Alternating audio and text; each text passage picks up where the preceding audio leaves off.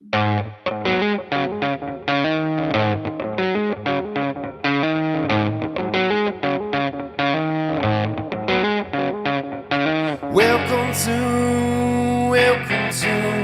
the Dirty Sports Podcast. I said welcome to the Dirty Sports Podcast with Andy Ruther and Joe Prano. Welcome to the Dirty Sports Podcast. Welcome to the Dirty Sports Podcast. I'm your host, Andy Ruther, coming to you live from Cincinnati, Ohio, with my co-host from Port Hueneme, California, Joey No Chill Prano. Hello, Andy. Happy Friday. Happy Friday. Yeah, man. What a Friday it is, sir. It is. It's a nice little day. Is this your Costco red sweatshirt? Yeah, it's my Costco hoodie, bro. It's looking good. I love a fresh hoodie.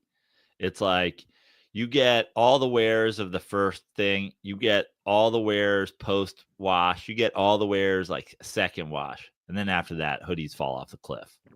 I hate that. I know. It's hoodies, sweatpants. I know. I got some Knicks sweatpants last year as a gift. I was like, I'm not washing these for like a month. Just that good sweatpant action. And the problem is, like, that's all I wear. Yeah. So it's like I can see the softness of your hoodie. You know what I mean? that's what I'm saying. Like I can tell. I was like, that one's new. Exactly. You can tell. It's like how weirdo guys are just like into virgins. I'm into virgin hoodies and sweatpants. I don't need a hoodie with a high body count. A woman with a high body count's a different story. Give them to me. Give me the virgin hoodie though. Yeah, I agree. Yeah, I agree on both. Yeah, it's nice, but it's true that it is one of my gripes about the hoodie game is you just get a couple washes in, man. And it just goes. Like, what do you do? Especially when you love nothing you can do, Andy. No, there's nothing you can do, especially when you love hoodies. That's life. It is life. I mean, life is like hoodies. Life is like hoodies. It's good when it's young. No, not a care in the world. When you're a kid, you're just an unwashed hoodie. Oh, Everything is glorious. It is great, isn't it? Now I'm 45. I'm like a hoodie's been washed 1,000 times. Yeah, that's how I feel. I feel I got some used hoodies too, man. I like to hold on to them. Yeah. Well, that's the other thing. Then you get to like a whole different. Then you hit the so old it's now soft again hoodie. You're like, man, this thing's got holes in it. It's whatever. Like my go-to hoodies are the oldest hoodies I have and the newest hoodies I have. Those hoodies in the middle are just like, what about us? I'm like, sorry, dog. I like new shit and I like vintage shit. I like that with cars too. Give me a 79 Seville or a brand new car. I'm not trying to drive some 2016 something. Get the fuck out of here with that. My car. Yeah, there you go. Is your car 2016? No, it's 2019, but yeah. The point holds. I get it. I wonder what's Belichick? What's Bill Belichick? What is his rule for the hoodies? Just never give them up. Yeah. Also, do you think does Bill Belichick need it doesn't look like he's about our new hoodie game. Feels like maybe he has that kind of like autism where he's like, no, new hoodie feels weird on my skin. I'm going to give it to my son to wear for 6 years and then I'll take it. I need my son to do this in like a Worcester, to wear this for 6 years in a Worcester crack house when he's like blowing Adderall with his friends while he watches defensive game tape. Then after he's thoroughly worn it in, he slept in it a couple times, then I can wear it. Yeah. I I love the Navy was like, we have this Navy sweatshirt that we found under the fucking treads of a tank. He's like, ooh, looks like it'll fit me just right. Well, homegirl, Jordan Hudson was like, "It's perfect for your image. Yeah. It's perfect for the IDGA." What if we cut a hole in it? What if I cut a fucking hole in it, Bill? Yeah, no, 100%. But you know, it's interesting watching baseball as I'm wearing a Reds hoodie. It's like, when did that happen where they start wearing hoodies in the dugout? Yeah. That's still a relatively new thing. Yeah. I think it's great, though. I used to hate it. Now I get it. I used to be like, you gotta be in your uniform. Oh, they're in their uniform. It's underneath. No, I know. But I used to I wanted to see the uni. Yeah. Where you want to start here? I don't know. The Knicks are up 2-0 on the Celtics, who blew 2 20-point leads. Wild, man. It seems like a great place to start. I figured. I have so many things to talk about. So many aspects of it. The question is almost, where do we start within this series?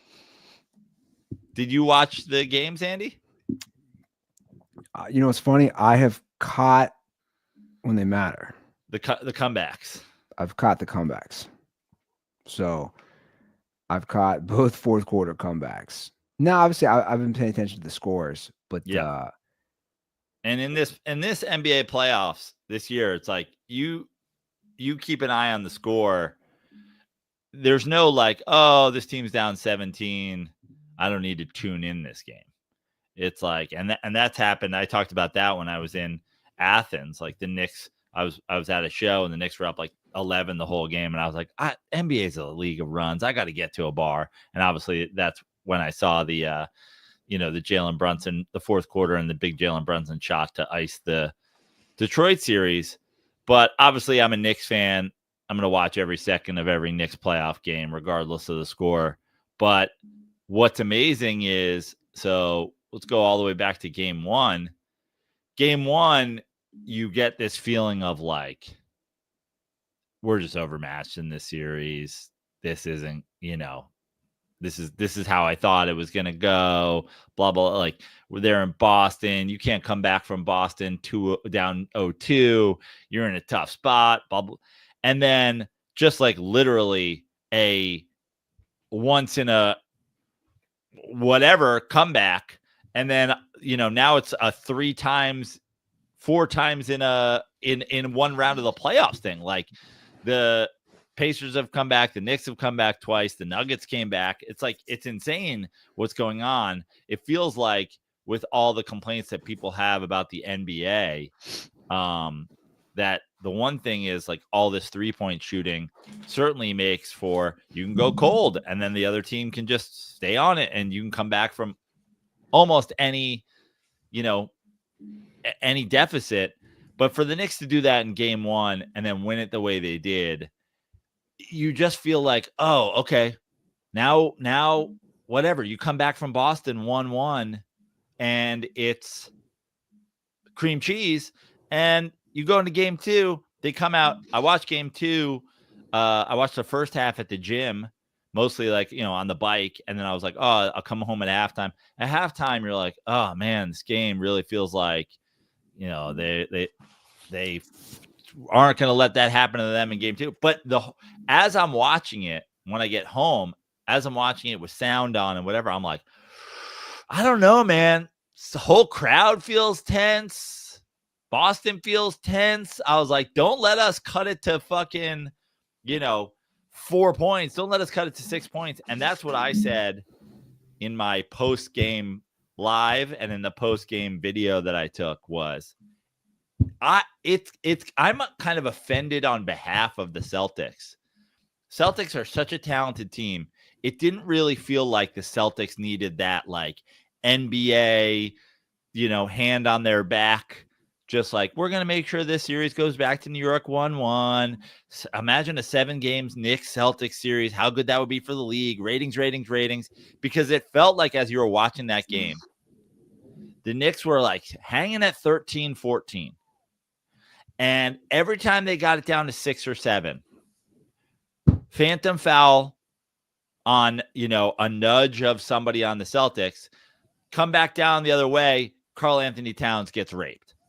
No call. And I'm like, and let me just say this. It didn't really feel like to me that the refs were like, we are going to rig this game. And I'm also not a guy who complains about the refs. What it felt like was, at this point, the refs don't know how to call games that happen in the paint.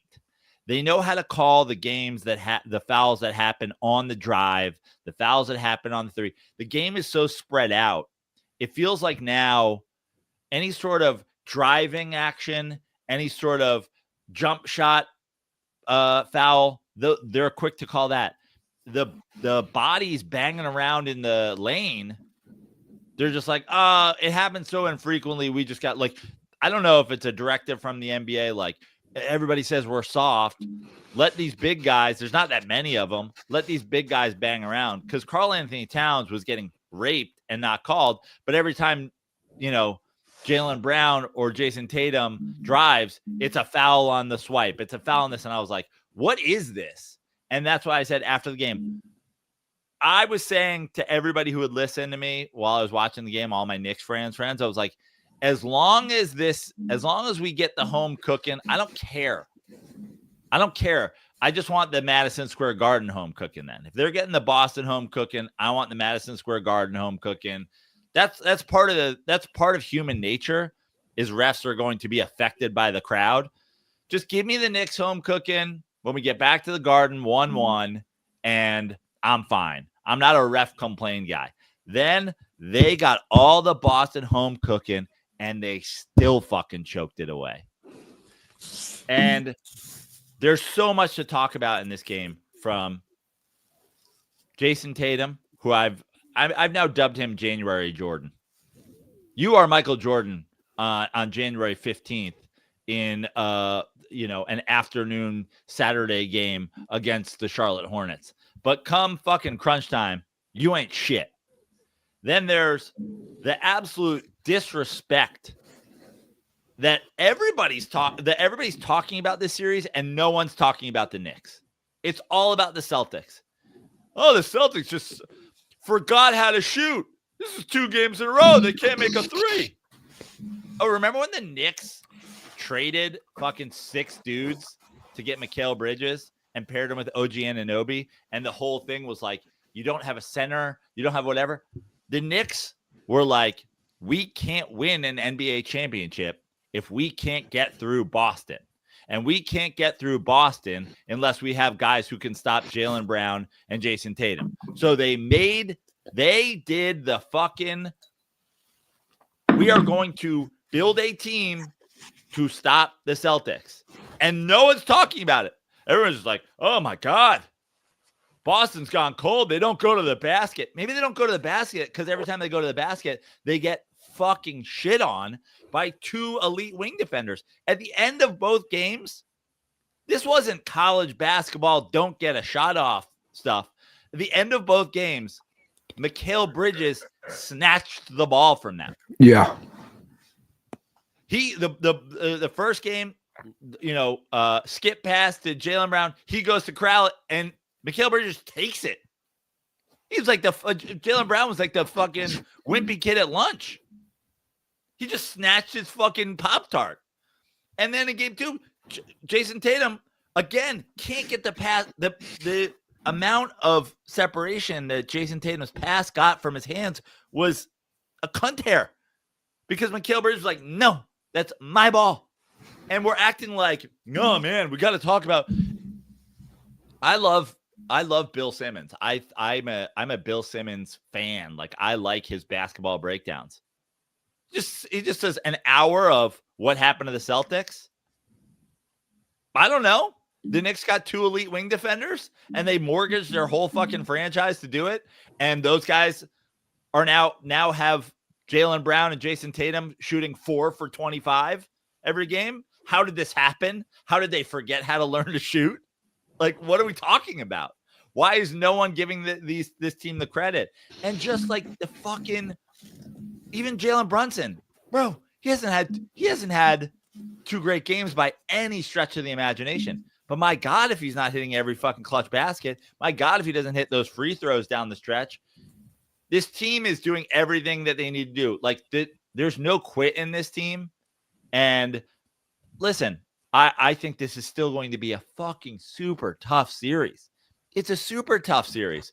But there's so many layers of what's going on in the series that no one's talking about. Everybody's just like, oh, the Celtics forgot how to shoot. Maybe the Celtics, I don't think we've talked enough about the Celtics' luck on their championship run last year. I don't think we've talked enough about how everybody just stopped pretending Joe Mazzulla wasn't a great coach because they got a championship.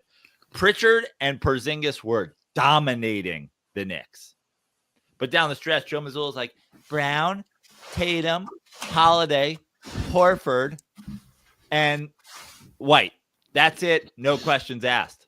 Okay, cool. So we're just going all wings and Al Horford bricking threes against Mikal Bridges, OG Anunoby, Josh Hart, who fucking are like, yeah, we can't wait to guard you on the perimeter. That sounds awesome. Also, the Tatum thing is he's kind of, I don't know, he's been an interesting player in his career because there's been so much hype around him since day one. And obviously he's a real nice player. He's a great player, but it's like, and even I hopped into the tweets of like,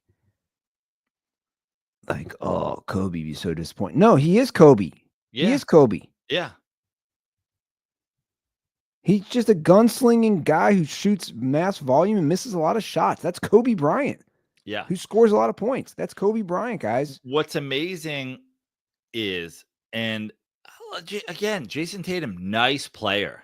Yeah, for sure. But the force feeding of Jason Tatum into elite player conversations is so offensive to me as a guy who's watching the game and going, man, Knicks are down 18 in the fourth. We don't really have a chance unless the Celtics elite player tries to take over. And then we have a chance. Every single time Jason Tatum got the ball, I was like, shoot it. It was like schoolyard shit. Shoot it. You shoot it. Shoot it. Just shoot. It was our only hope to get back in the game was Jason Tatum shooting the ball. You go around the teams that are left. Let's go around the teams that are left and just go top guys. Top guys left. Let's go in the West. You taking SGA or Tatum? SGA. You taking Jokic or Tatum? Come on. Jokic. You taking Anthony Edwards or Tatum? Anthony Edwards. You taking Steph Curry or Tatum? Steph Curry. You taking Jimmy Butler or Tatum?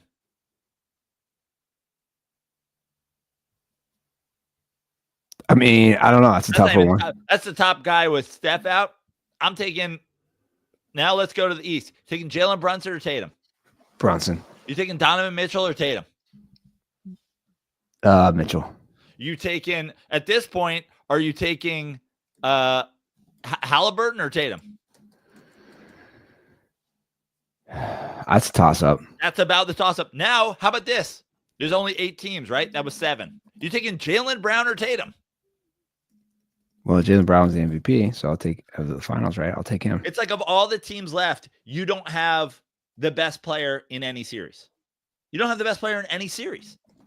You might not have the best player. Well, we're not taking Jaylen Brown over any of those guys. The only question is, are we taking? You don't have the best player in any series. The end. And guess what? Argue with your mother if you fucking try. There's not a question. Again, maybe Halliburton. And listen, I'm sort of a Halliburton hater, but what can you say after just 2 games in that series? Like, that dude has shown up, unlike Jason Tatum, who has not. And here's the thing. What we're seeing in this series is we're seeing Jason Tatuming and Wingstop. And the Knicks are built to do this. I owe Mikal Bridges the world's longest and floweriest written, handwritten in gold pen apology. Mikal Bridges, he was a great player before he came to the Knicks. It felt like he didn't really have a role during the regular season. It's like you're not really affecting other teams that way throughout the year, like game in and game out. It's not like, holy shit, we have this Ron Artest wing defender who's just locking guys down night in and night out. It's all he's there to do. He doesn't care about scoring. He's not Shane Battier.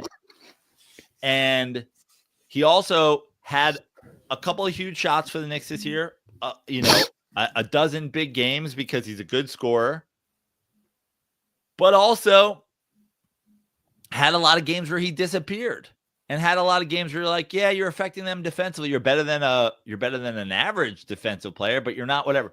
And then it just goes to show you he was signed for this. He was traded for this. He was built for this. He is the MVP of the Knicks through 2 games in this series. Locked down in 2 games and catches fire in that game. Goes on a fucking, I think, 7 or 10-0 run by himself. Gets a bunch of big baskets. And again, locking those guys down. OG Anunoby has been out of his mind. And no one's talking about, like, man, Brunson in his 4th quarter clutches to, bro, this whole team is doing it right now. Mitchell Robinson, they're fucking doing Hacker Robinson to get him off the floor. His plus minus has dominated the series. When Mitchell Robinson's out there, they don't know what the fuck to do. He's too big for them. And I get Porzingis is sick or whatever, but like Porzingis looked okay when he was out there. The Porzingis and Pritchard minutes, I don't think Joe Mazzulla listens to this podcast because I don't even think he watches his own film. So I'm not really worried. But like the Porzingis and Pritchard minutes, we weren't coming back from. It's the Brown Tatum minutes that were coming back. Like, yeah, give the ball to your stars. Get it out of the hands of the little white guy who's made every 3 he's taken. So tonight is basically must win. Tomorrow. Yeah. Tomorrow, Basically. live on Substack. I'll invite you if you're available. What time? 12:30 Pacific, 3:30 Eastern, which I don't know how that's going to affect him. That's a weird start time for a. It is a weird start time. Yeah. I don't know if that hurts the Knicks. 3:30 at the Garden. 3:30 at the Garden.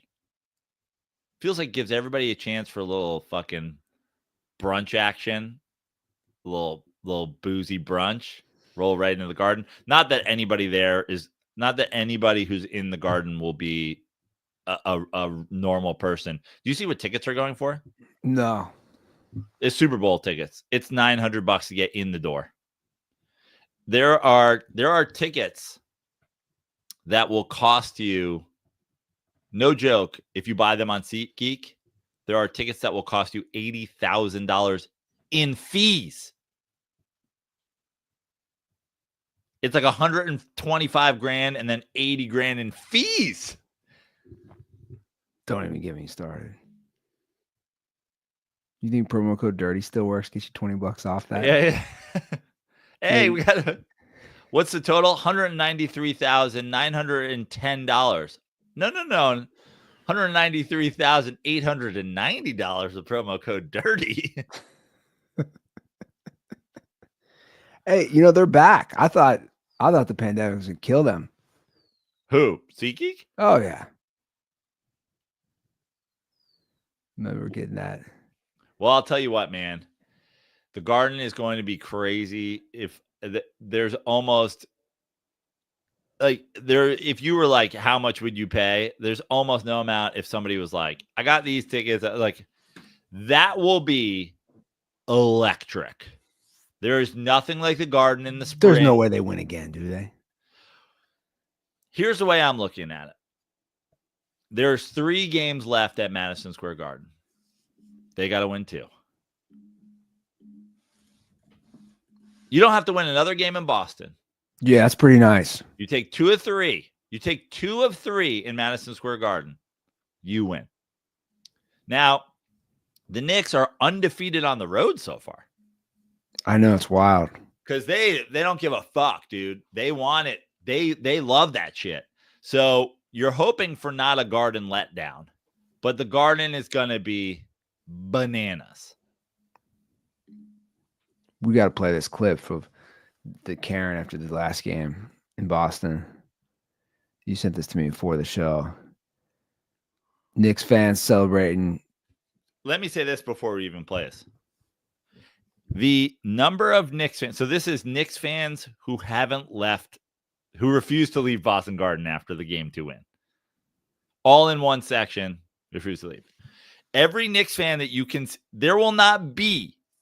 This is not every Knicks fan that was at the game. This is just the psychotic ones that refuse to leave. There will not be as many Boston Celtics in Madison Square Garden as a whole as there is in this video. We don't play that shit. Boston fans, you should be ashamed of yourselves. All right, so to cue it up. This Karen is not. I don't know. We don't know what she does. She's got a credential. I don't know who she is, but she's not happy. I don't know if she's an usher. I don't know if she's like a guest services. But she is not happy about the Knicks fans sticking around. Security! Yelling security. So she's Karen, going full Karen. Yeah, like full Karen. Now let's rewind that. She falls over the chair. That is the moment where a Karen is the most dangerous after they've embarrassed themselves, right? It's like she's stranded at sea. Help! I said sugar-free vanilla. You're like, okay, lady. Get them out! Get this man out! Get them out, then get this man out.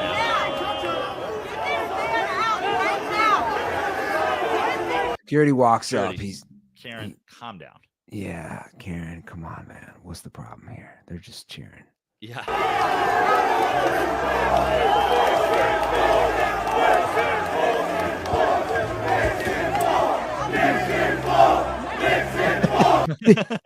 This guy going like this. The Knicks in 4. Oh my God. Knicks in 4! Knicks in 4! Knicks in 4! Knicks in 4! Which is funny. She only got them all. She only got the crowd riled up, and then to join in unison to chant Knicks in 4. Unbelievable. Yeah, that's pretty good. That's nice. And it means she was basically the Jesus guy at Beer Fest when we did the Oktoberfest. Yeah. Yeah. Just like you've now rallied all of us. Yeah. We had nothing to come together on until you, Karen, and now Knicks. They were all just screaming random shit. Yeah. And then one guy starts screaming at Karen, and everybody just like locked in. They're like, Knicks in 4, Knicks in 4. Is that the last time Nick the Knick guy was ever seen? Yeah. Wasn't he there? I think so. I'm telling you. Maybe he lives in Cincinnati now. Did he burn up in Will Kallenbach's car? Too soon. Amazing. That's gonna be every Celtics fan in the fourth quarter. Looking at, I'm gonna make that meme at some point when Jalen Brunson's going off in the fourth quarter next game. Get this man out of here! Get him out of here! I need him out of here! I just don't think the Knicks. I just don't think they're gonna win. It's gonna be tough to win 3. By the way, I almost wrote it down. Because I was preparing for this. I was gonna write down a quote: "Celtics in 7." Andy Ruther. Are you predicting the Celtics win the series still? No. Okay. I'm not. You think the Knicks win this series? Yeah, I do. Let's go! I hate the Andy Ruther curse, but let's go. I think they win. I think this is going to be a tough series still. I think this could, I don't think it could go either way. I think it's a tough series too. Yeah, I think you got to give the advantage to the Knicks at this point. But the thing about this series is there's layers to what it means from how the Celtics have performed, how the Knicks have performed, how Jason Tatum's performed. Like it's the fear is, again, it's like how and I'm not trying to get ahead of myself here, but they said Minnesota last year was built to beat Denver, and they did. And then then what? The Knicks did think about this, and the Knicks did, this is a beat Boston team. And it just looked like, okay, the whole year, you're like, all right, you're built to beat Boston, but like, what if you don't play Boston? Or what if, what if you're not good enough to beat everybody else and whatever? But like the way Mikal Bridges has played in this series, you're just going, oh my God, all of the things were like, I was wrong. You were right. You're handsome. I'm ugly. You're smart. I'm dumb. Like, this is what it was built for. And now I think if you can get through a Boston team, and again, I'm not looking past them, but then you just go, oh, now listen, do I think Oklahoma City is still the best team in basketball? Yeah, I do. I still think they're winning the championship. It would break my heart if the Knicks somehow got there and then lost to OKC team because they have Isaiah Hartenstein and we don't. Again, not getting ahead of myself, but I just don't know how Boston wins this series. At this point. I mean, it goes. The numbers game is tough. You got to win 4 or 5. Yeah. To me, that's why it's like, how are you going to do that? I mean, it's possible. It's possible. You got to take the next 2, in my opinion. You have to. Yeah, that's the thing. If you come to the Garden and just split, no, you can't. I think you got to take the next 2. And also you really have to take the next one for because you go down 3-0, you're cooked. That's why I put in this spot. Knicks in 3. Like Knicks win tomorrow. Skip it.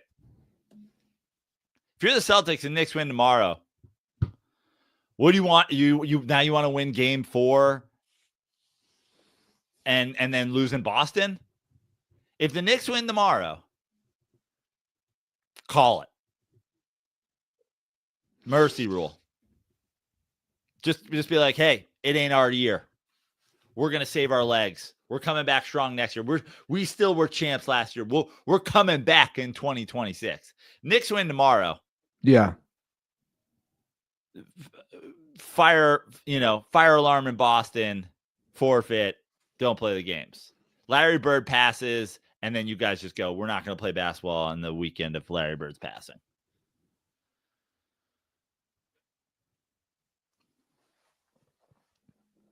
What about some of these other series? Well, before we move on to the other series, okay, let me reiterate one thing, Andy. Tomorrow, 12:30 Pacific, 3:30 Eastern. I'm going out today. I got a refrigerator full of Miller Lite behind me. It's already loaded with Miller Lite. It's not going to do. I'm going out today in search of both the blue labeled gold cans and the gold labeled gold cans. I'm getting both kinds of gold cans today to be drank tomorrow on Substack Live, 12:30 Pacific time. It's going to be Miller Lite. It's going to be the Knicks. Miller Lite, Madison Square Garden. Can you think of a better spring? I can't think of a better thing for spring than a gold can 50th anniversary Miller Lite, Knicks playoff basketball in the Garden. This ain't no fucking. We're not playing around with this fucking Boston team. We're pulling out all the stops. Gold cans only. Well, it's the only way to do it, right? The only way to do it, Andy. And if you want to watch along with me, you being the listener, MillerLite.com/dirty sports. Order your own gold cans. So are they selling those? Mm-hmm. I was not familiar with that. 16 and 24 ounces out there, Andy. Ooh. I know. Might have to go like get some 16 ounces and then some 24 ounces of the different styles. Because I have had the 24-ounce blue and gold can. I haven't held personally the gold on gold can yet, but I'm going out and getting it today. Miller Lite, great taste, 96 calories. Like Joe said, go to MillerLite.com/dirty sports to find delivery options near you, or you can pick up some Miller Lite pretty much anywhere they sell beer. It's Miller time. Celebrate responsibly. Miller Brewing Company, Milwaukee, Wisconsin. 96 calories and 3.2 carbs per 12 ounces. And they're really running those Christopher Walken 50th I love anniversary it. So great, commercials. isn't it? Yeah. Shout out to the Miller Lite marketing and branding team. This 50th anniversary, they've been knocking it out of the park. I love the. I feel old, man. I'm not gonna lie. Just thinking that they're 50. It's amazing. SNL and Miller Lite same year. It's also Miller Lite 50. It's like it was SNL 50. They brought all those stars back. We should have a Miller Lite 50 celebration where IMC a concert with Pearl Jam and the remaining members of Nirvana and Christopher Walken. Speaking of SNL, I listened to the Jay Moore podcast with Will Forte. You enjoy it? Yeah. He seems like a good dude. Super good dude. Incredibly good dude. I didn't realize his history. I didn't realize he was a writer for Letterman, got fired for that 70s show. Yeah. And what's wild is that he turned down SNL. Yeah. The first time. To keep writing on that 70s show. Because he felt he had more job security on that 70s show. Which is nuts. Like, I didn't realize he was that old. Like, I looked up, of course, I went on Wikipedia afterwards. Yeah. What's amazing, and I was talking about it, I think, with one of the other guys who produces the show with me, is Jay and Will are the same age. And yet their SNL tenures were 10 years apart. Wow. They are. That's interesting. Right? And like Will even talked about in the show how when he decided to leave, he was like, I had just turned 40. And you think about all the you think about all the people that were on the show. So many people come in so young. Obviously, like, Keenan's stuck around for a long time and Daryl Hannah was there for a long time and whatever. But like, so many people are so young. It's like, he was like, I left when I was 40. And it's like, it's kind of crazy. Jay probably left when he was 23 or something like that, That is crazy. It's just crazy that, like, he's going to be 55. Yeah. Yeah, that's one of those shows where they do leave and you don't think about it as well, which he explained, like the strategy of, like, there's a time when you bounce from SNL. You almost like have to time it right. Yeah. Like when you have some heat or you don't want to stay too long, you don't want to leave too early. There's almost a whole method behind it. Yeah. And then you just also have to be in the position to make that decision, as opposed to so many people who are like, we're not bringing you back. Yeah. No. Yeah. I'm me, obviously I'm a big fan of his, and obviously MacGruber. I mean, the fact that he lived with Val Kilmer moved into his place for crazy, a right? couple months. That's insane. That's so funny. MacGruber and Von Kuntz were living together. I told my brothers, and they're like, "No way!" I'm like, "Dude, way." They were. You gotta listen to this. Like, we're like obsessed over here. Yeah, with MacGruber. No, that's great. It's good stuff. So let's go to the other series in the East. Okay. Another just surprise. 2-0 Pacers. The surprise is the 1-0 Pacers was not a surprise to me. I felt like I almost felt like there was a better chance of the Pacers winning game one than Cleveland winning game one, just because Cleveland had such a great regular season. And this is kind of like 90s basketball style, which is in the 90s, you go back and look at this, but like this is also when they were like 3-game series. The first round was never exciting. It was never exciting. It was just like, yep, and then that team sweeps. And then that team sweeps. And that team sweeps. They just cruise through the regular season. They butt fuck the Heat. The point differential is the biggest point differential in first round history. And it was just cruise control. And Indiana is a tough team. So I was like, oh, I bet the Indiana with the points, and I bet the money line in Indiana game 1. I was like, this is the wake up call. Game 2, it went exactly how I thought it was until it didn't. And props to Indiana for, doing what the Knicks have done and just like not quit. And I think that there's got to be some, there's got to be some fear if you're Cleveland, not just about being down 2-0, but you're dealing with injuries. Like they came out injured in that game, and Donovan Mitchell was like, that's cool, I got this. You can't really ask for more from Donovan Mitchell than you got in that game. And, you don't have Garland. And I just don't like, and now, like we've talked about with the Knicks series, now you're going to Indiana. The game 2 there flips that series on its side way more than the Knicks does, just because you have injuries and I just think that Cleveland is more susceptible to, being upset because they were kind of on cruise control for long time. 2 months. Yeah. Like there wasn't a point when they were worried about playing, losing the 1 seed. Sure. Which is, basketball and baseball are different. But the thing about the Mets last year that made the Mets have the postseason they had, they were playing playoff baseball for a month of the season. Yeah, there is something to that in sports, the psychological aspect. They were playing and my Giants, they had to win X amount of consecutive road games just to get into the playoffs. It's like Cleveland's been on cruise control. Now, obviously, they've been woken up, but you really felt like it really seemed like, oh, okay, they woke up for game 2. We're going to go back 1-1, and this will be a fun series.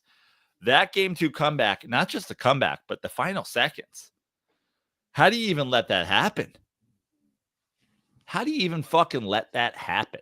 How does Tyrese Halliburton get his own rebound? How does Tyrese Halliburton get out to the 3-point line? How does he get that shot? Like, that's just crazy.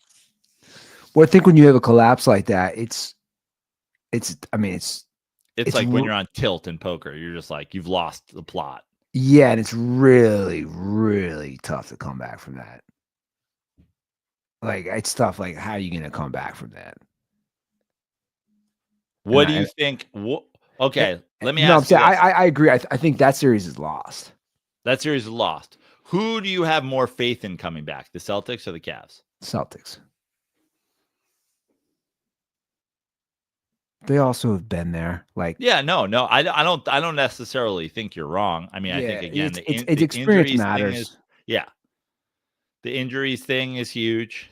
I haven't checked on the status of everybody. In that, who's going to be also playing. Like history, man. Yeah, we know Cleveland's history without LeBron. It's Yeah. not good.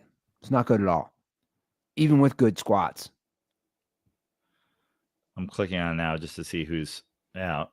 So even with LeBron, it's like they didn't have a good history until they got a few more pieces.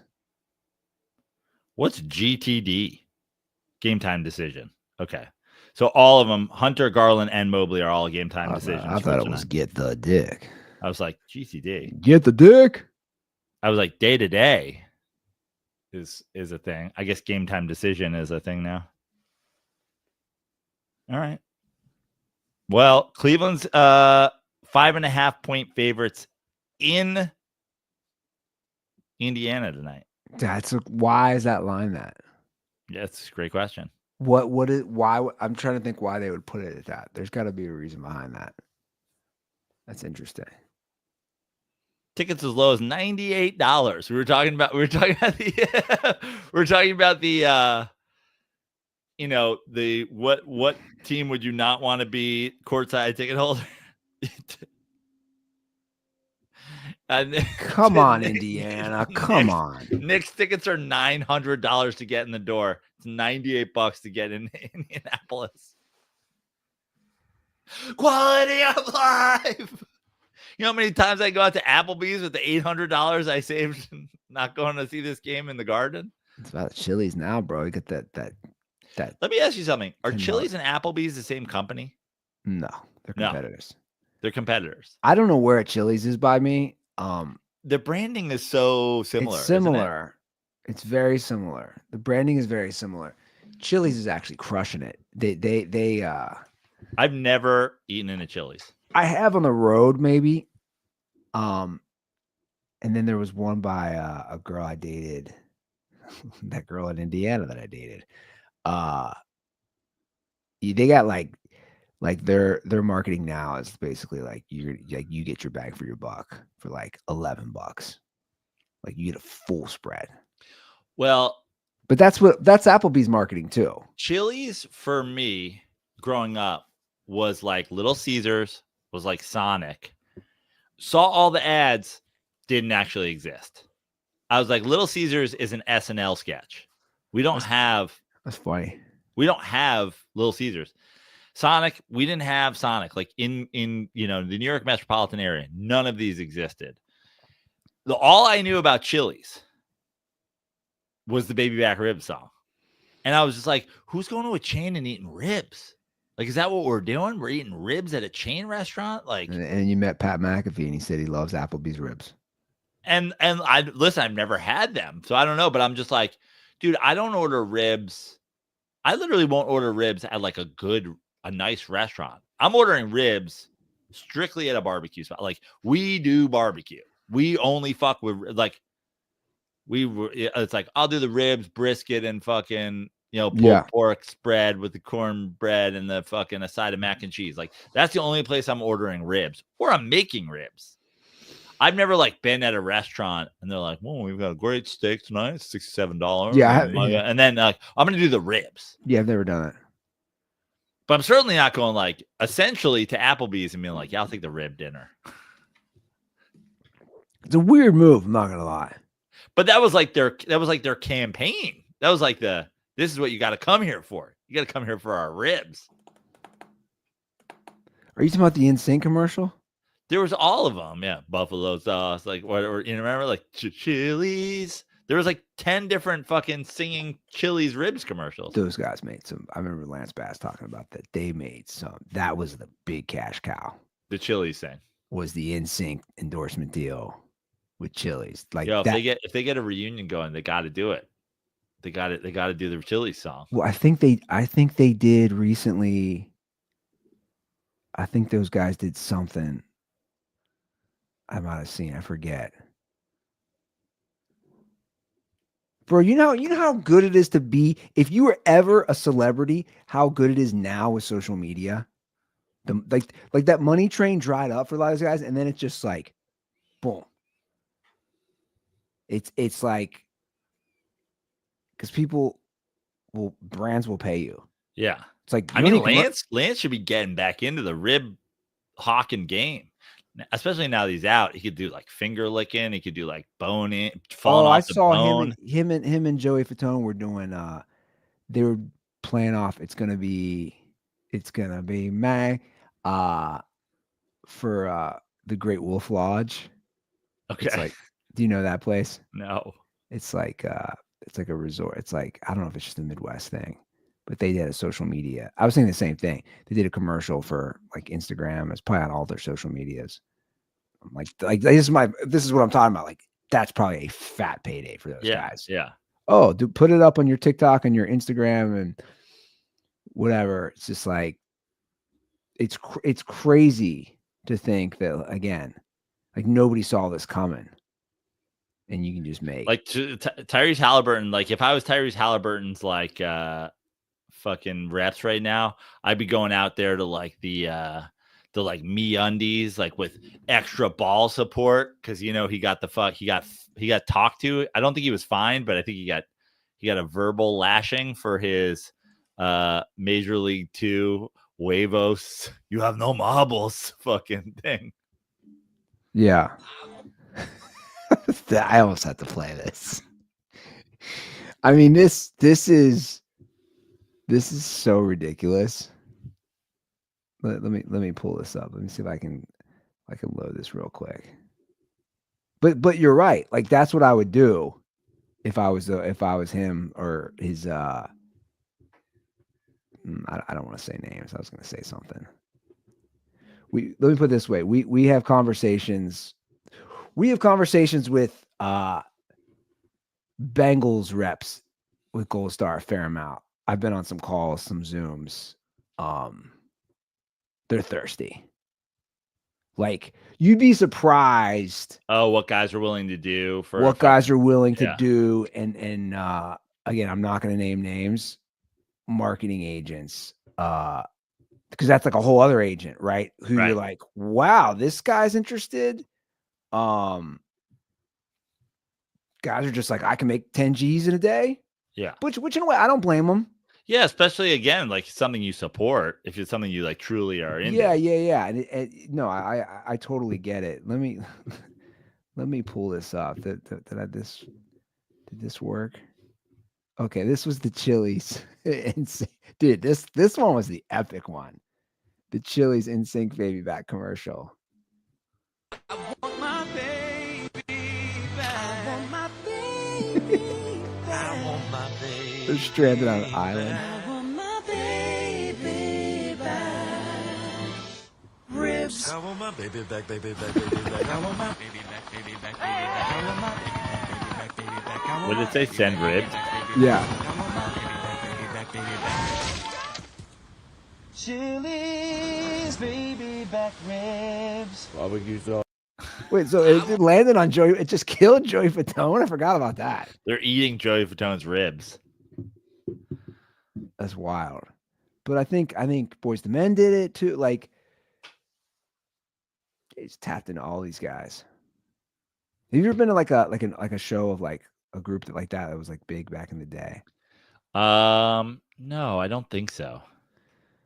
I think there's a concert like that coming. Like I always wonder what that's like. To go to like basically like a retro show. Yeah, like let me see. I think I was trying to see who's. Jesus, it's all Retro by Me. The music venue here. I mean, like listen to some of these guys, like Coming by Me at the big music place by the river. Avril Lavigne, Greatest Hits, Bare Naked Ladies, Dave Matthews Band, Rick Springfield. You guys are stuck in the fucking 90s. Wiz Khalifa and Sean Paul. Wow. Kesha and the Scissor Sisters. The Tits Out Tour. Is that Kesha and the Scissor Sisters, the Tits Out Tour? Yeah. Okay. Pantera. The Offspring. Cyndi Lauper. Bro, what is going on with our music place? Toto. I mean, now there's other ones too, but I'm just, oh yeah, this is the one I saw. This is Andy Ruther written all over it. I won't see it. Nelly and Ja Rule with Nelly, Ja Rule, Eve, and special guests. Wow. It's murder. Holla, holla. Chili's. Baby back ribs. Barbecue sauce. All right, let's talk a little West. So we got 1-1 Warriors In both series, yeah. Both series, yeah. 1-1 in Warriors, Timberwolves, which shout out to the Warriors for getting game 1 despite Steph going down. Yeah, that was huge. But also, I don't think you can win that series without Steph. I agree. I don't think it's really even a fucking series without Steph. I know they're talking about Steph potentially coming back. He has a hamstring injury, which is like, to me, your hamstring is going to heal during the offseason, right? So to me, you're either out or you're not out. Like, I understand Steph Curry plays a certain style of game, but like, also, I don't know. I'm not saying Steph Curry should play. Obviously, his hamstring's really bad, but it just feels like his hamstring is either so bad that he's not back or not bad enough where it's like you can hobble around and play. Guys play through hamstring injuries in different sports. Now, you wouldn't play through a hamstring injury in fucking November because then it's never going to heal and you're not going to be, but like, I don't think they can win this series without Steph. And then let's say you bring him back at the late in the series and he plays hobbled and you somehow get through. Now, are you doing the whole thing over again in the Western Conference Finals? I just think if Steph's out today, which he is, you're cooked. Yeah. I would agree. If Steph's playing, even hobbled, I don't think you're cooked because he still get like there have been 1,000 guys in NBA history who are literally just shooters and they catch fire and they're whatever. And you can hide those guys defensively or whatever. But I understand that you're going, well, if we rest him and we get through this series, and he has like a week and a half off, then maybe he can play. And then, but I'm like, I don't think you can win. I also don't think you can win, 3 more rounds with a hobbled Steph Curry. So I get it, but I just props to them for winning game 1, but I just don't think they have the firepower. They already had a scoring problem. They already had a fucking who's the second, who's the third scorer problem. And now you're like, who's the second scorer behind Jimmy Butler, who's already kind of not the second scorer? So I just think, I think that the Warriors, I liked Minnesota in this series, but the Warriors showed me in game 1 that the veteran stuff, and they have a decided coaching advantage, if you ask me. And I'm not the world's biggest Steve Kerr fan, but he for sure outcoached him in game 1. I was like, man, the way they played in game 1, if this Steph thing is, he gets a little treatment, there's a, he has a wrap out there and he's hobbled, they can still win this series. But without Steph, I'm going Minnesota and 6 at best. Yeah. No, I agree. I mean, and look, you need Steph Curry in a hobbled one, and those injuries, those are not, you bounce back. Those hammies, those are tough. Now the other series is interesting. You got obviously Denver come back and then they get blown out. I just think OKC is too good and they're too deep. Denver's Denver's championship run was built all on their depth and all on those guys. The Jokic is, in my opinion, head and shoulders the best player in basketball right now. But similar to Steph Curry, Steph has been, an elite basketball player at some point, has certainly always been the best player on these championship Warriors team and had the ability to lose his mind. It's a very similar thing. The fall off, you got Jamal Murray, who's great. It falls off after that. I mean, now you had a huge shot by Aaron Gordon, and Aaron Gordon is a nice player, but there's just too much firepower on OKC. I think this could be a good series because Jokic is so great and gets guys involved, and every NBA player can make open shots, and Jokic gets you open shots. But Michael Porter Jr., that's the kind of guy you need him healthy and you need him to step up. Like, he needed to leap into a thing which you assumed he was going to do, which is why you let certain guys go. And they're just not deep enough. I got OKC and again 6 at best. I could see OKC going 4 straight, but I think Jokic is so good that they do get another one. You think that's tonight or the next game 4? I think it's probably game 4. How many ribs do you think Jokic could crush? All of them. I think he could eat every member of NSYNC's ribs. I think he could eat all the ribs in NSYNC. Like their actual ribs or the ribs they're eating? No, I think if you butchered all the members of NSYNC, threw them on the grill, slow cooked them, barbecue sauced them, I think he'd have that as a pregame meal. That's like an American thing, right? Ribs, just like carcasses. I'm saying like you're not going to another country and then like give me some ribs. Certainly not barbecue style, right? Not in that. I don't think you're getting like racks or like, but also it's not like we invented butchering.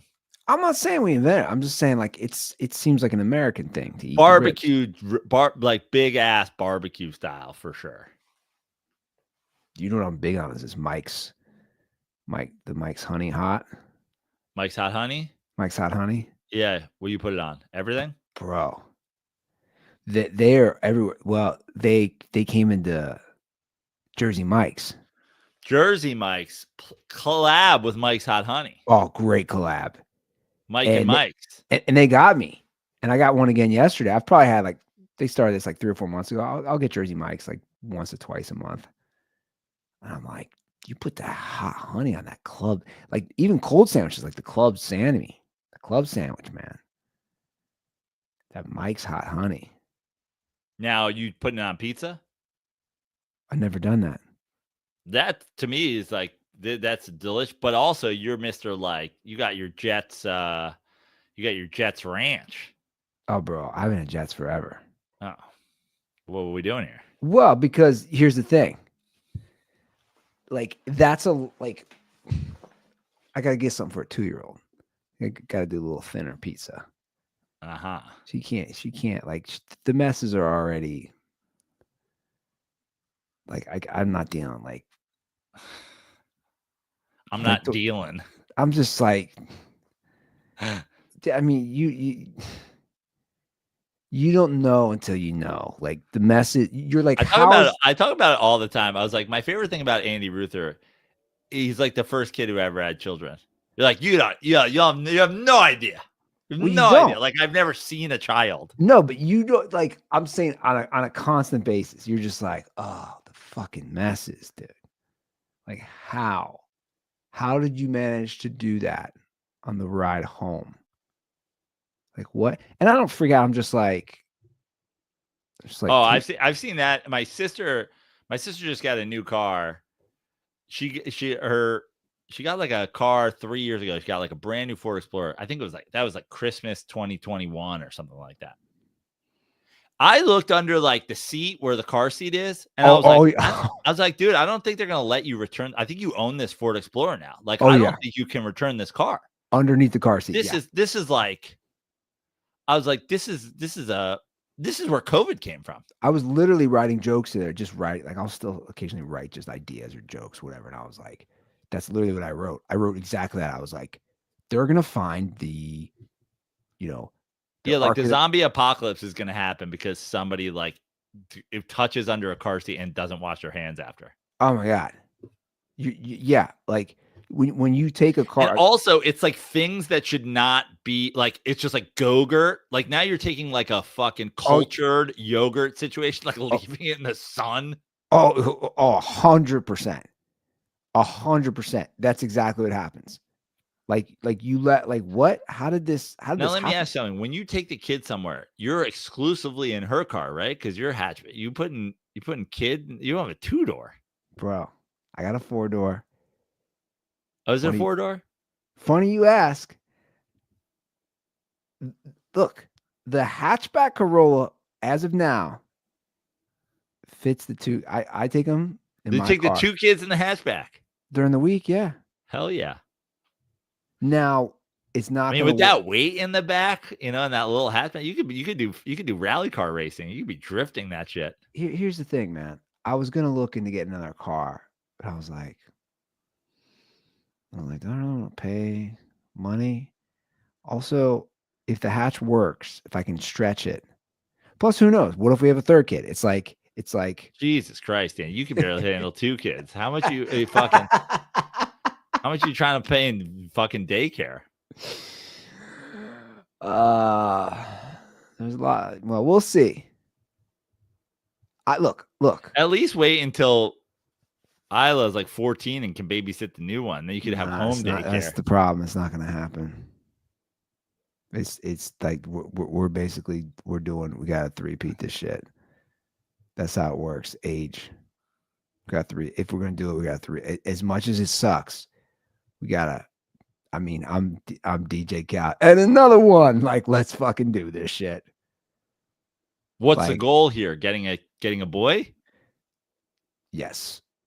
Which I'm being dead serious when I say this, is way more coming from her. Yeah.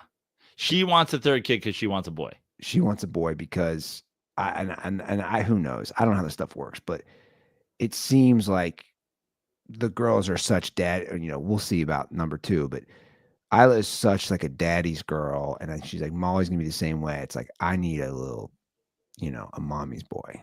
So it's like, sounds like she needs therapy, but she does, and she does do that. But yeah, no, you're right. Like I'm like, I always say that to Charlotte. She'll like she's like, should we foster this dog? I was like, we don't need another dog. You need therapy. That's what you need. But it's the same thing. She's like, the girl dogs are such daddy's girls, and Bob's my boy. And I'm like, all right, cool. Fucking, I give them bacon. It's not a fucking difficult thing. But see, I think the difference between men and women on this is like they don't see that things change over time. You know what I'm saying? Like even now, it's like, yeah, she loves. But it's not just me. It's like Isla is she's just more prone to her uncles versus her aunts, or more, I'm saying, yeah, just more prone to guys, to be honest, of just like laughing and like playing with. It's like, that is what it is, but those things change, or they don't. Like the notion. You know why kids? But here's what I've always learned. You know what my brother or my friends with kids or whatever. You know what they don't say that my sister and my sister-in-law and my friends' wives say? Be careful with them. Be careful with them. Like, I'm holding them upside down, shaking them by the feet. Be careful with him. You're going to pull his arm out of the socket. Dads don't give a shit. They're like, throw him off the roof. I'm like, I will. And kids love that. Well, that's the truth. They do. They're not, the guys aren't like, we're just like, whatever. Let's wrestle. Speaking of kids, George Pickens trade. Yeah. Kind of caught a lot of people off guard. So he must have been that much of a headache. I mean, he seemed like he was a lot of headaches. Yeah. And probably not worth it now that they got Metcalf. And everybody's like, oh, 1-2 punch. Now they don't have a quarterback still. Yeah. So there's that. But it's the most Cowboys thing ever. I mean, you saw the tweet I put on Dirty Sports. Yeah. Who's stopping it? I love that. I love the who's stopping this offense tweet. That's one of my favorite. You know who's running these accounts? It's children. Yeah. It's these accounts that just go for volume like that. The Dove, and who even knows who owns it at this point? Dove Kleiman. Like, who's stopping this? Yeah, you're right. One, Dak, and also like no one's that worried about the Cowboys.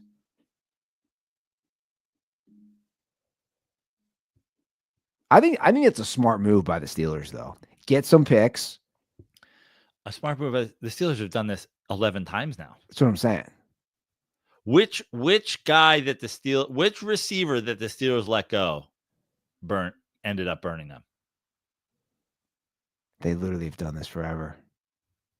I mean, Giants won the Super Bowl with Plaxico Burress. I say it all the time about Plaxico Burress. I say it all the time. Plaxico Burress caught 50 balls a year.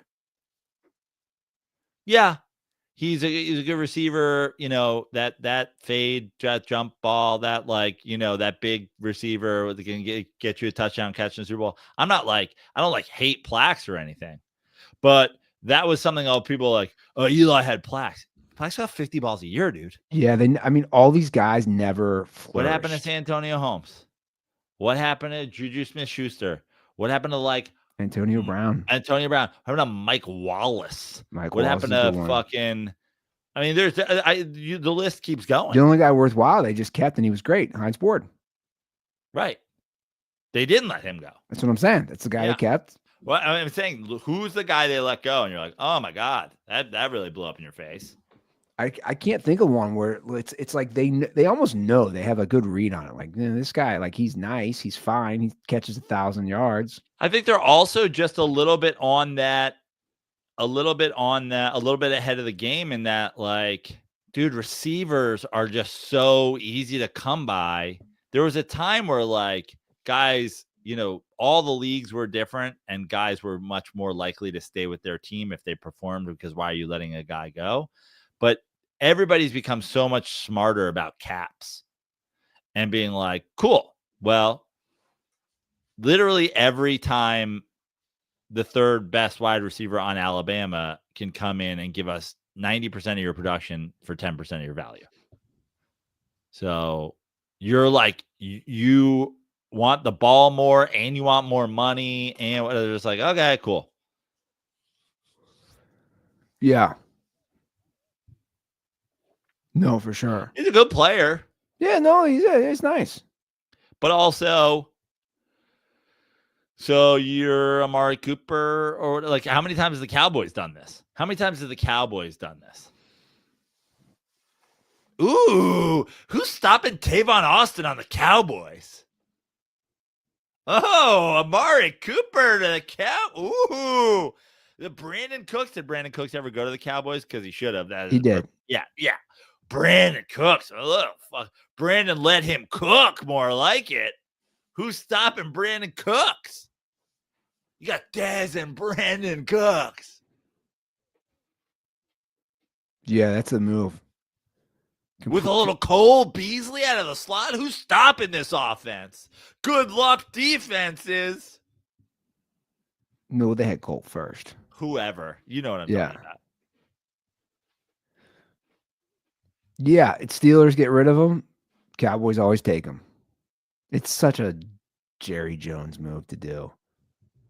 Make a little splash. But a guy who's not going to move the needle for your team. And maybe he will, but was this the problem with the Cowboys? Not enough weapons? No.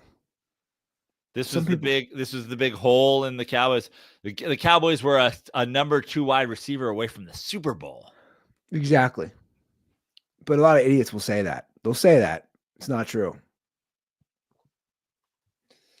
You know who desperately needs a number 2 receiver who's really good? Quarterbacks that aren't good. That's who desperately needs a number 2 receiver that's really good. I'm surprised the Bengals didn't pick him up in trade. Yeah. Interdivision trade, light up Higgins, Chase, and Pickens. Blast, you fool. I got more firepower in my salt gun. Let's continue the Pittsburgh theme. Let's wrap it up here with some Pittsburgh fan stuff. Pittsburgh Pirates. We got a couple Pittsburgh. I don't know what's going on. First of all, the guy who fell out of the well, I wouldn't say he fell. The stands. Now we have a different view of it. The guy who, what is he doing here? Jumping over the fucking railing? Let's watch this. But why is he jumping like that? I don't know. Isn't it so weird? Obviously, mentally ill, right? They're saying alcohol was not involved. That's why I'm saying, okay. Let me just ask you this question. Alcohol is not. Let's take the jump out of the Let's take the jump completely out of the equation. No one is standing here. Yeah. Let's take the jump completely out of the equation, Andy. Okay. Night game. No alcohol involved. Shirt off. You're mentally ill, right? You have mental illness. Day game. You're getting a tan. Day game is just too hot. And if I'm going to be this hot, I'm going to get my bronze on. Would I ever do that? God, no. But you could convince me. Too hot, get my I'm not going to sit here in the sun all day, not get a tan. It's too damn hot. Night game, no alcohol involved. Shirt off, you're mentally ill. I'd love another explanation for it. So this guy is obviously crazy. And then he did a crazy fucking, it's like when you jump over your friend's back. He celebrated a 2-run double. I think he was trying to get coins out of the thing above him in Mario World. Kevin Markwood, who's 20, fell 20 feet. I mean, this is terrible. He broke, he told the Pittsburgh Tribune Review he has broken everything. Including his baby back ribs, barbecue sauce. His neck, clavicle, and back. Dear God, that would be awful. Yeah. Well, at least he's breathing on his own. And he's That's able to good. Speak. And he's able to speak. And did they win? Oh, we have bad news for you, Mark.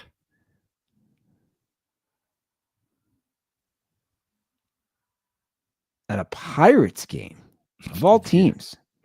I know. I mean, it's tough to be a Pirates fan. I mean, they're saying there was 11,000 fans there. Yeah. Which is debatable. And Athletics fans are like, are you allowed to do that? Is that not like breaking the fire code or something? And then you got the fan confronting the usher. This is amazing. This is 7 minutes long. I watched the whole What thing. is this guy's name? Because we need to start a free this man campaign. This is so Joe Prano, by the way. Back in the day, I used to take my shoe off and swing it at people. Him taking his belt off, well, that's actually a little bit more Joe Prano ex-girlfriend move. But taking your belt off and whipping somebody, I mean, I love that move for him. Once you spit on me, that shit is over. Now I'll murder you. You spit blood on me? Gloves are off. I can now murder you. So him and his friend were supposedly harassing an employee. And then he came to the defense. And then this video, I'm going to pull it up. It's 7 minutes. Yeah.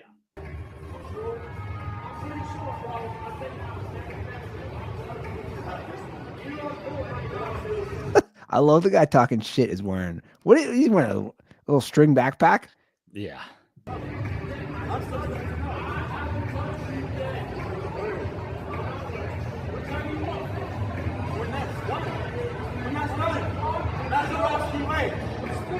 And look at his Star Wars friend. Excuse me. Excuse me. We were not harassing anybody. Have you watched the new series of Andor yet? The new season came out.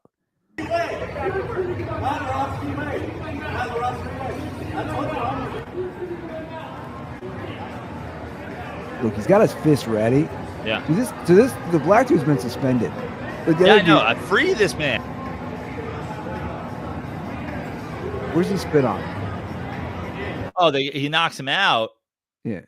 Oh. Yeah. Oh. That's something that isn't talked about enough. It's like, oh, he can't do anything because he works here. It's like, yeah, I can. I can punch you in the face. I can lose my job if I want to. He ready to go at Star Wars. But look, Star Wars guy's like, oh boy, I got myself in a look at him. He's like, I got myself in a pickle. I feel like Han Solo and Luke Skywalker on Tatooine with Jabba the Hutt.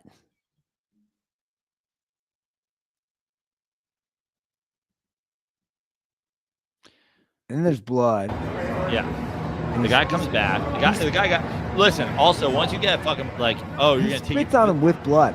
Oh, look, now he's stopped. I love the Karen, she's like, there's kids around. This goes on forever. Also, where's security? That's what I'm saying. Like, they don't come on forever. Probably this is after the game.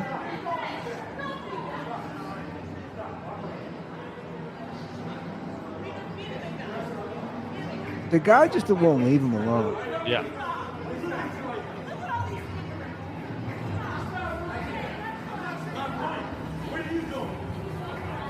We got to get to the belt part.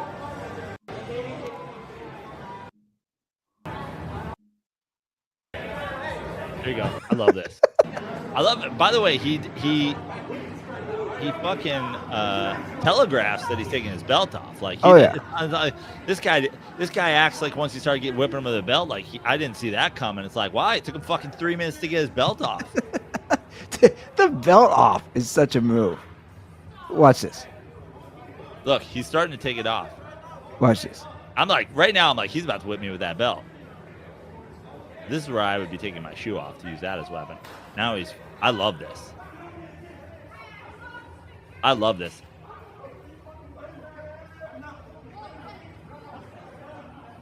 Yo, free this man. But also, make this man the head of security. This is the guy you should call when somebody fucks with the day. Look, this guy finally comes up. Excuse me.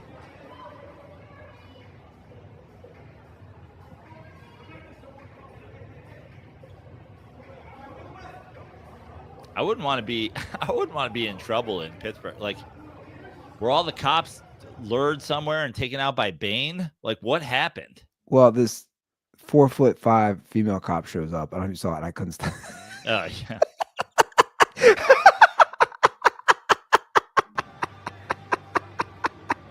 Have you guys thought about not doing this?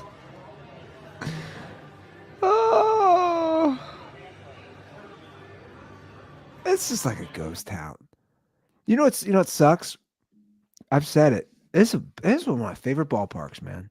I haven't been. It's a beautiful park. I know. I've heard. But God knows if something goes down, nobody's coming to help you. Honestly, I would make this. If I was the Pirates, this would be like my rally monkey. Our thing would be like, take the belt to him. I'd have rally belts. I'm not joking. I have fucking rally belts. And be like, oh, down 2 in the 9th, time to take the belt to him. Make the snap belt sounds. The whole crowd's making snap belt sounds. Yeah. I'd fucking lean into this. Free this man, by the way. Dude, everything is off the table once you spit on me. If that dude spit blood on that dude and that dude took a gun out and just fucking like cold shot him, I'd be like, he spit blood on him, dude. What are we talking about here? He pulled out his belt. Baseball needs more of that. I'd have rally belts.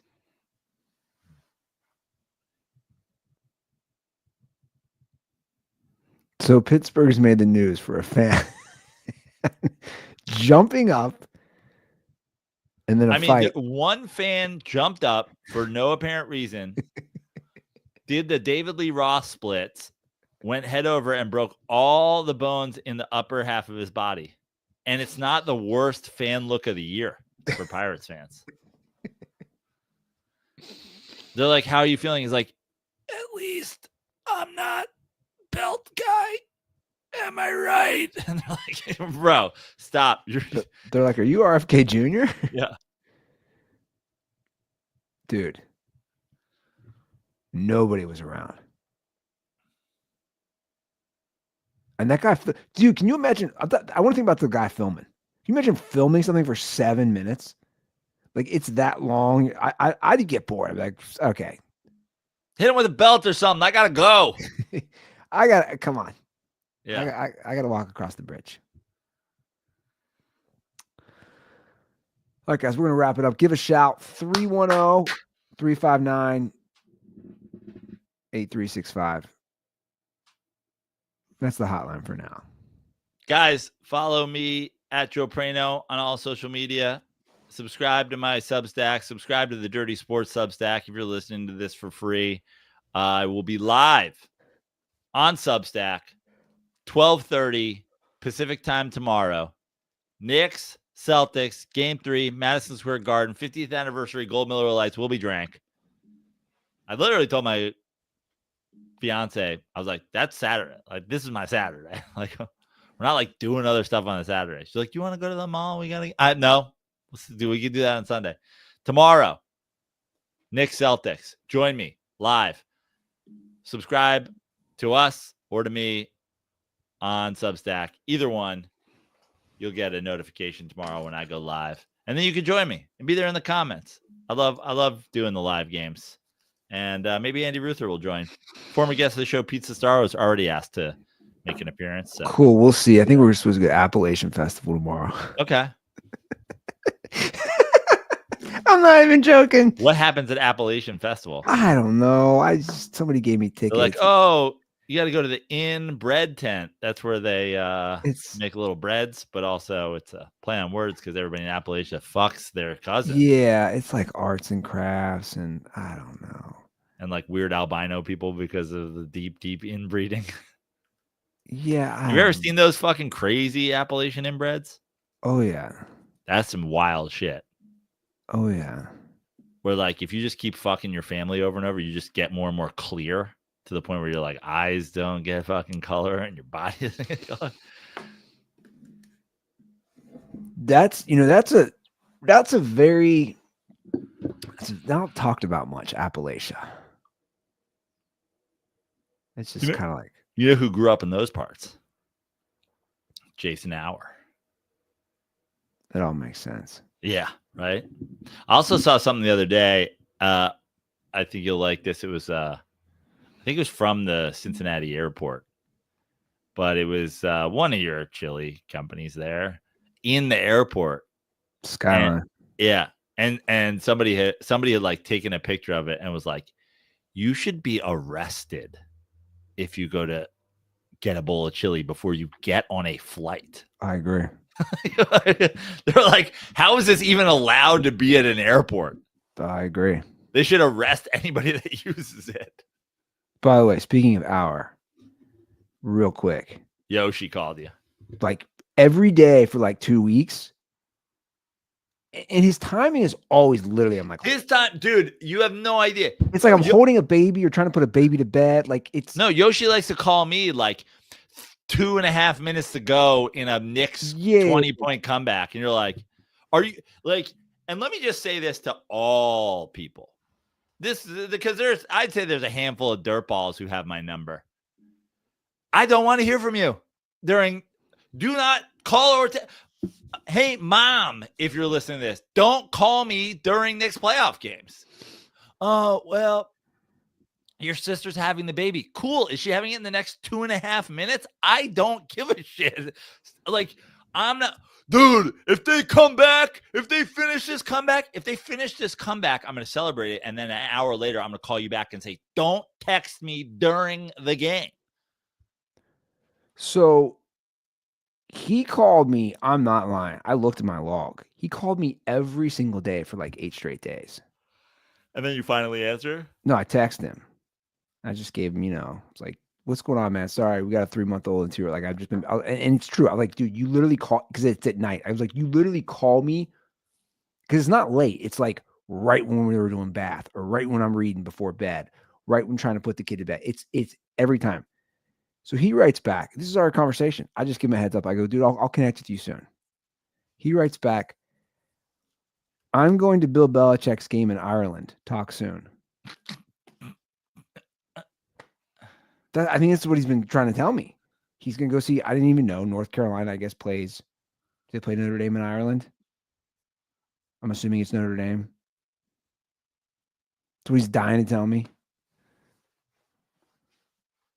I'm He sure he's loves going to him some visit Bill some. Belichick, dude. I'm sure he's going to visit where some serial killer, Yeah. you know, Liam the Yeah. murderer Yeah. did. Patty McLiam, the potato killer. Used Yeah, to put potatoes in people's mouths during the Irish famine, yeah, like a ball gag.